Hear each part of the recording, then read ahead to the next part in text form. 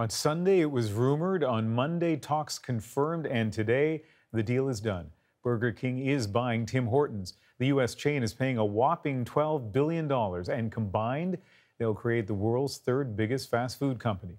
But the head of Tim Hortons told CBC today that you shouldn't expect fries with your coffee. Kim Brunhuber has the details.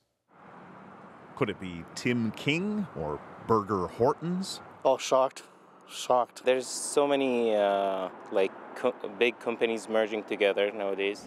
Even though this is one of the world's largest ever restaurant chain acquisitions, for most customers, the experience of buying a bacon double cheeseburger or a double-double likely won't change much for now.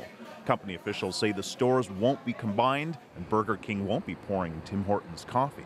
We're going to keep all the fantastic things that we've done in Canada. We're going to build on that. But this brand deserves to go around the world. But it will do so under American leadership. The company that owns Burger King will own 51% of the new $23 billion company. Its headquarters will be in Canada. Tim Hortons' head office will stay in Oakville, Ontario. Burger King's will stay in Miami. Officials are trying to sell their message, business as usual. But you can't relocate without ruffling feathers. Today, Burger King fought back against critics who called them unpatriotic for crossing the border to avoid higher U.S. taxes, a charge the company denies. Burger King pays their taxes in the U.S. Tim Hortons pays their taxes in Canada. This new holding company we're going to create will obviously pay their taxes in Canada.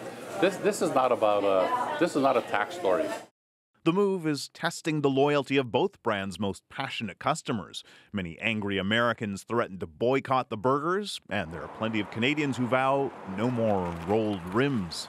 That's just kind of odd, especially with all the commercials, that they're so Canadian and really play off of that. But feels like a big loss, losing all of our Canadian corporations to American companies. Everything is being bought up by Americans nowadays anyways.